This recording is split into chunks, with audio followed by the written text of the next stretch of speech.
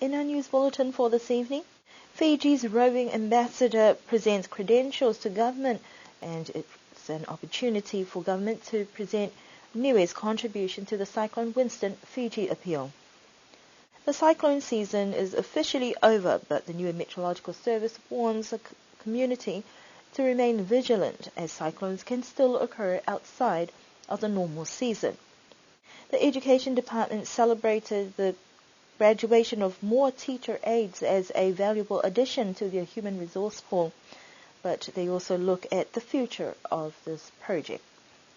Questions have been raised by some families of war veterans who have not received their medals purchased from RSA last year, and concerns about the lack of consultation in the selection process of Niue's delegation to World War I commemorations in France later this year.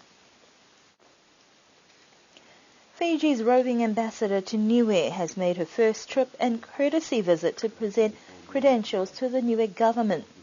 In a short ceremony held yesterday at the Whalefono within the Cabinet Chambers, Her Excellency Mrs. Litia Maui met with the Acting Premier Honourable Pokotoa Sibili and Cabinet Ministers with the intention of strengthening diplomatic ties between Fiji and Niue.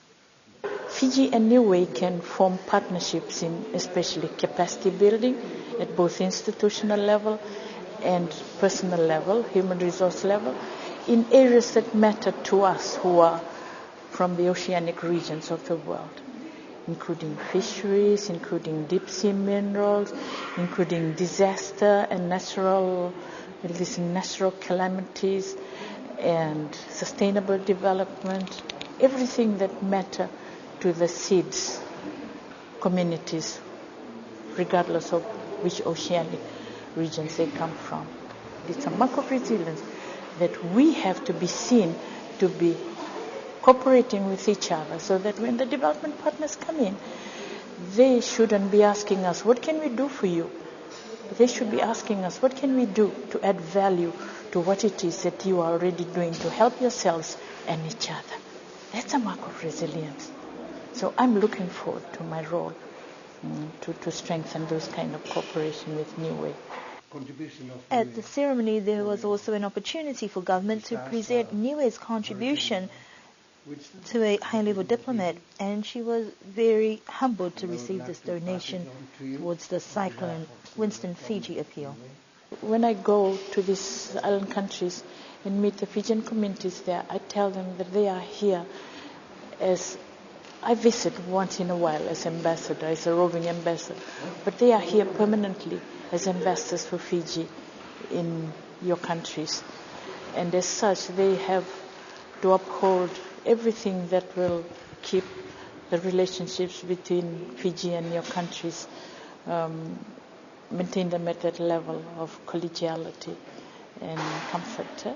So the fact that they went this far, to collect that money and then to bring it to the government of Niue, the government of Niue then supplemented along with Akalesia. It's a very touching feeling, because it means that you can take the Fijian out of Fiji, but you will never take Fiji out of the Fijian.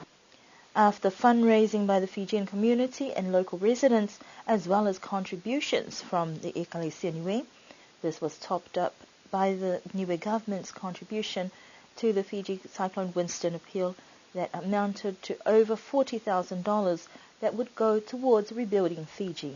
There's been a strong sense of stronger than Winston.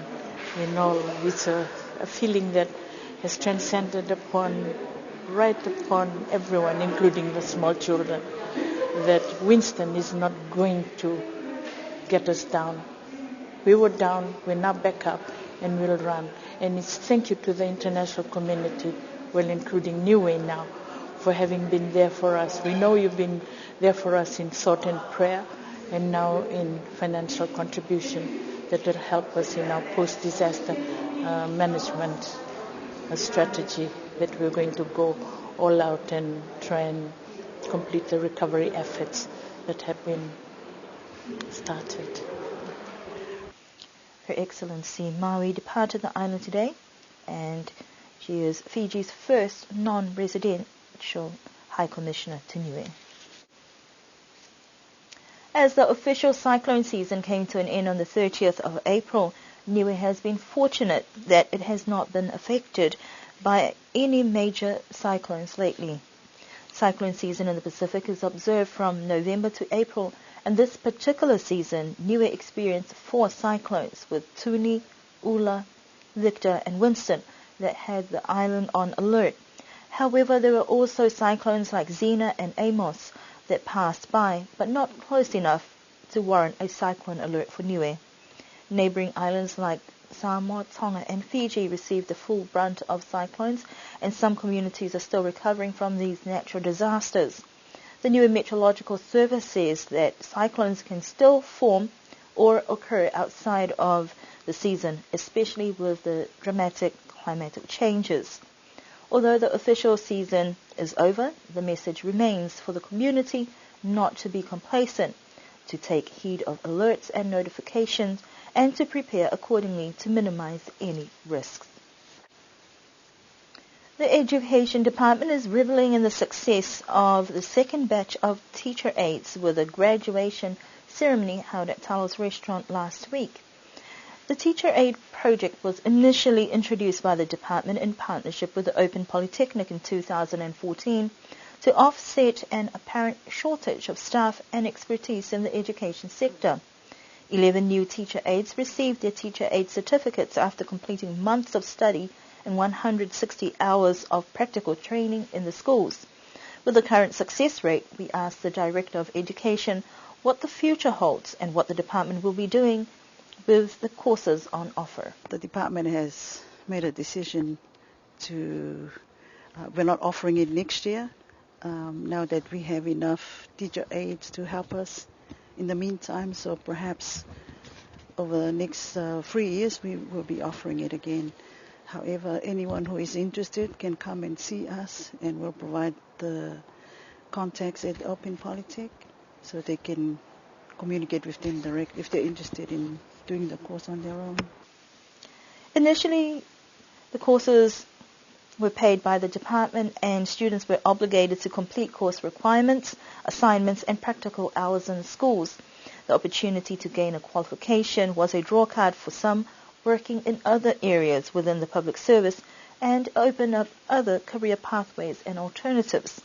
With a wider pool of trained and certified personnel available, this sets the education sector in good stead, and new expertise can also be transferred towards development of programs within the community. In 2014, we had 17 graduates from the course. Out of the 17, 10 were from the department. Of the 11 teacher aides graduated last week, we had 6 from the department, and the others are from other departments. We work with each head of departments for the other teacher aides who belong to other departments, and if we need relieving, we organize with them. If they can free up the staff, then we have to seek permission from the Niue Public Service Commission so we can utilize them. So in terms of professional development for teachers, we have to seek permission to utilize these teacher aides. Some of them are also working out in the community learning centers and the play centers. So that's part of the department recruits. The department remains open to those who are interested in further studies. However, this may be done at an individual's own cost or identifying other potential funding avenues. Some families of war veterans have raised concerns and questions regarding the accountability of the Niue Returned Servicemen's Association. A number of individuals claim that they have not received medals purchased from the RSA leading up to last year's centennial commemorations. There was no clear indication from the Niue RSA president whether the funds would be reimbursed or when medals would be received. The World War I commemorations were held in October last year, yet more than 6 months on, families and groups who had contributed and donated money to the cause have yet to get an overall financial summary. During the commemorations on Anzac Day last week, it was announced that the publication from the 100th World War I commemorations would be distributed to the families at the beginning of this month.